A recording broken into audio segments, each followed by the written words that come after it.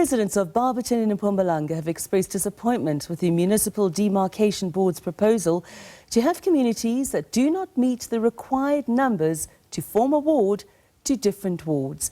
The board has held public hearings on the delimitation process of wards. Top of the list for residents was the issue of having Umjindi Local Municipality delinked from Mbombela Municipality. And the public hearings form part of preparations for the upcoming local government elections. The residents have accused the board of failing to consult with them. Well, during a community meeting with the Municipal Demarcation Board, residents raised their concerns about the delimitation of wards, and some believe moving wards around will cause a huge inconvenience during election time, while others believe the Demarcation Board once again failed to consult with residents, as it did when it merged Umjindi with Mbombela Municipality. The Municipal Demarcation Board says these consultations have nothing to do with the merging of Umjindi Municipality with Mbombela Municipality. However, the Speaker of the City of Mbombela Municipality says Council is supporting the calls by residents to delink Umjindi from Mbombela municipalities. Residents have until mid-October to send their written submissions to the board on whether they agree or against the proposals. The final decision is that Umjindi is not going to be a standalone municipality. Today they come and consult Umjindi again with the delimitations of wards. And what I find as a problem is that they come with proposals as the demarcation board. And looking at their proposals, you can clearly tell that these people don't understand the geographic area of Umjindi or Umjindi as a whole. We are also not happy that the demarcation board failed to consult us earlier before they took the decision to make sure that Umjindi becomes de-amalgamated with Mbombela. They failed. Now they are coming now to bring us into this ward demarcation, of which is also we're not given ample time to discuss in terms of these issues, even to demarcate what we call the district.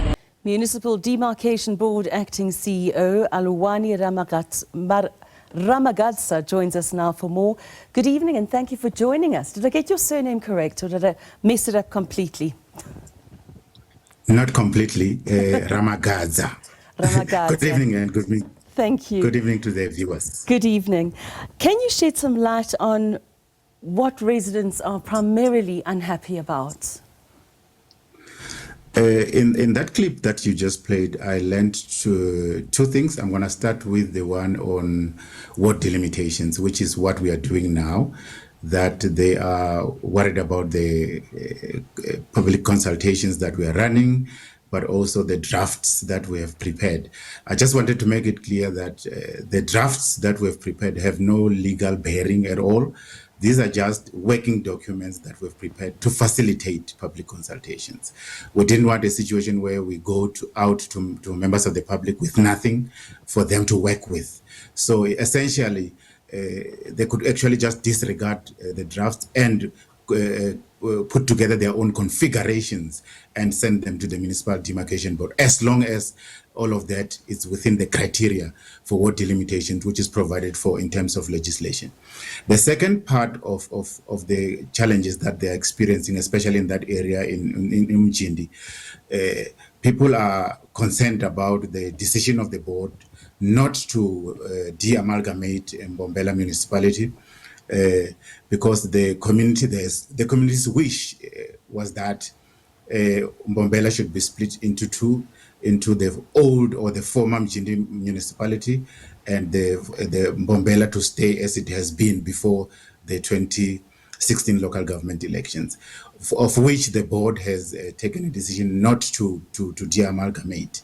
So that's what the communities are worried about. And we sympathize with the communities because some of the reasons which they are advancing with regards to why they would want that kind of a municipal boundary change. It's the challenges that they're experiencing with the municipalities currently since the amalgamation happened. So however, we, as the Municipal Demarcation Board, we took that decision. It was not an easy decision, but we had to follow the criteria as set out in the Municipal Demarcation Act, and to get to that particular decision, because we think it's much better to maintain the status quo. As you would know, there's a lot of challenges, as you have heard from Dr. Angelo Dube. There's a lot of challenges in our municipalities, and demarcation, amongst others, as we have discovered with our own research, does have a destabilizing effect. And we would want to maintain the status quo, just that we give the municipality an opportunity to stabilize even further, because we've seen some green shoots that the Mbombela Municipality is having.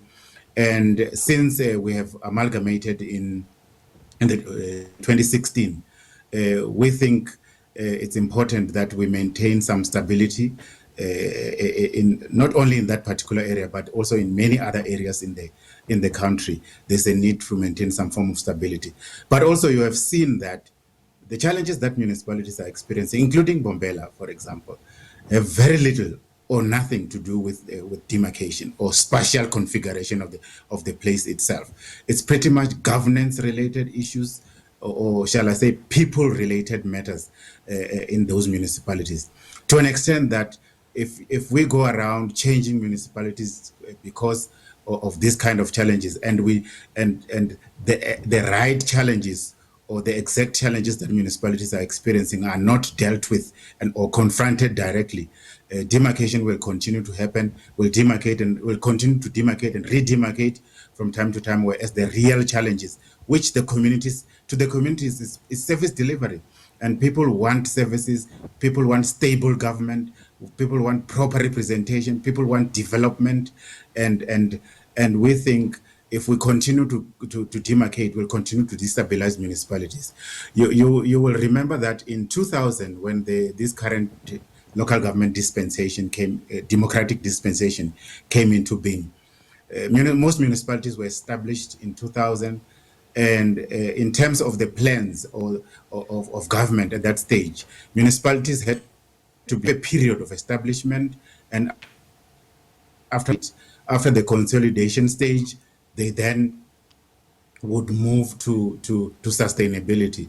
And since this municipality was redetermined in 2016, we think that it needed that time to consolidate further. But also, most importantly, these challenges Mr. that Ramagadza, were discussed also at the INDA. Mr. Ramagadza, Yes. Apologies, I'm going to butt in there. I just want to ask you one more question, and if you could keep your answer brief. Do you feel that the residents, the communities have been, kept in the loop? Do you think that the messages have been given to them clearly for them to understand the reasoning behind some of the decisions that the Municipal Demarcation Board is making? Thank you for that question. Indeed, we acknowledge that demarcation, especially the legislative provisions themselves, are very technical, and they need time for people to have a better understanding. And that's why, as the Municipal Demarcation Board, we've made a lot of investments in the past few years to make sure that we do an extensive education and awareness. But we acknowledge the fact that it probably is not enough, but we are committed to make sure that communities understand the work that we do, but also we take them with all the time when we are working with these kind of processes. That's why even today we were on the ground to make sure that we explain how we do our work for communities to go along with us. But we acknowledge that more can still be done. And we have seen even in the current legislation that's being amended that there's more emphasis on these kind of issues. Yes. Thank you so much, Aluwani Ramagadza, the CEO, at least the acting CEO of the Municipal Demarcation Board, joining us there, chatting about some of the challenges of that, and me just trying to find out if these decisions are being communicated to the communities, and he's assured us they are.